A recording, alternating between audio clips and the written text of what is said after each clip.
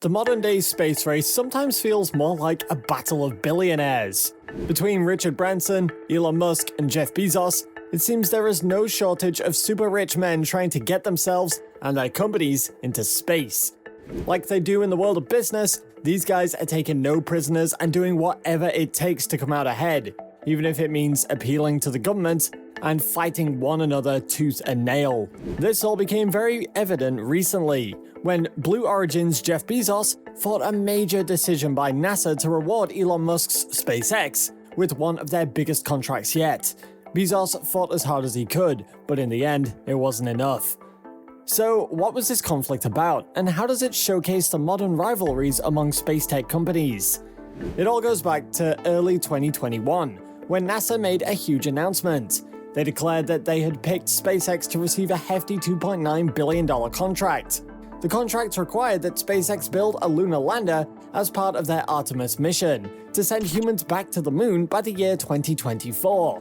SpaceX would create the lunar lander that would ferry 4 American astronauts to the surface of the moon, allow them to explore, and then get them back on aboard the Orion spacecraft that would then take them back home to Earth.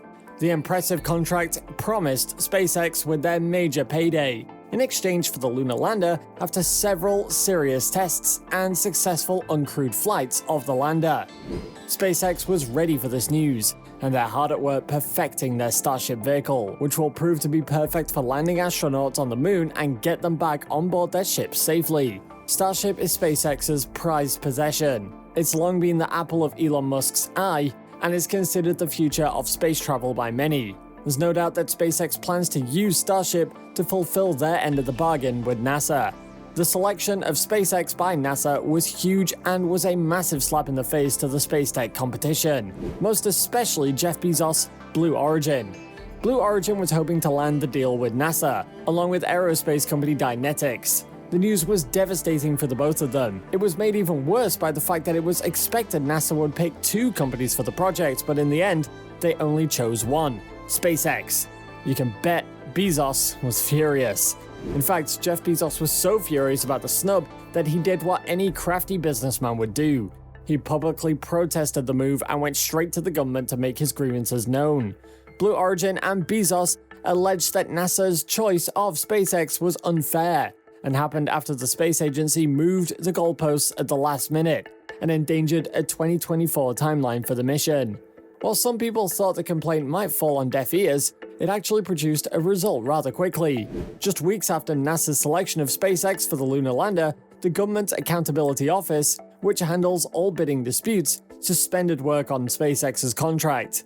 The Government Accountability Office, or GAO, said it needed to process the protests and do some investigating to make sure the entire process really was fair.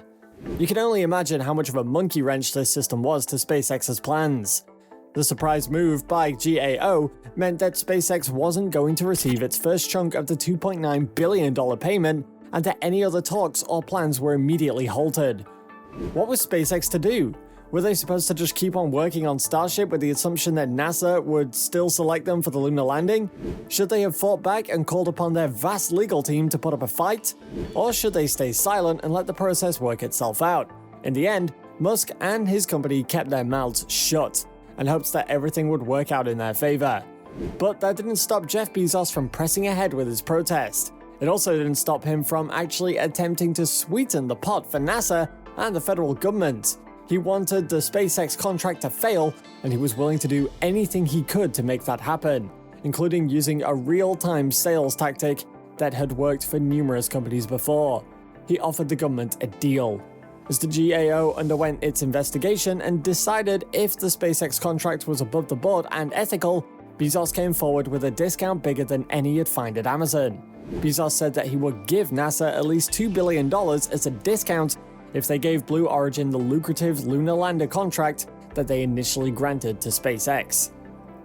Bezos told NASA Administrator Bill Nelson that he'd permanently waive up to $2 billion in contract payments for up to 2 years if NASA added Blue Origin's Blue Moon lunar lander to the Human Landing System program. Additionally, Bezos stated that Blue Origin would self-fund a test launch to low Earth orbit, which would also save NASA millions. All NASA needed to do to receive these savings was to allow Blue Origin to be a part of the major contract. According to Bezos, these tantalizing discounts weren't part of a ploy to undercut Elon Musk and come out ahead of his competitor. No, he said he was doing it because he believed the mission was important. In a statement, Bezos said, "I'm honored to offer these contributions and I'm grateful to be in a financial position to be able to do so." However, was it a coincidence that Bezos revealed these significant discounts just 1 week before the GAO was due to rule on the protest made against the NASA contract with SpaceX? Was Bezos just trying to throw out bait for the government right before they decided if they were sticking with Elon Musk's company? Would it work?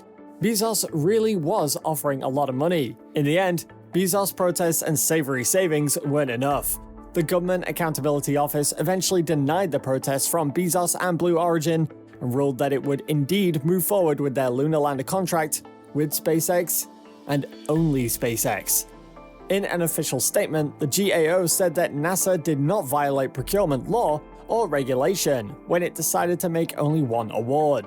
The evaluation of all three proposals was reasonable and consistent with applicable procurement law, regulation, and announcements terms. In other words, NASA did nothing wrong by choosing only SpaceX for this mammoth task, even though it originally planned to pick 2 companies to take it on.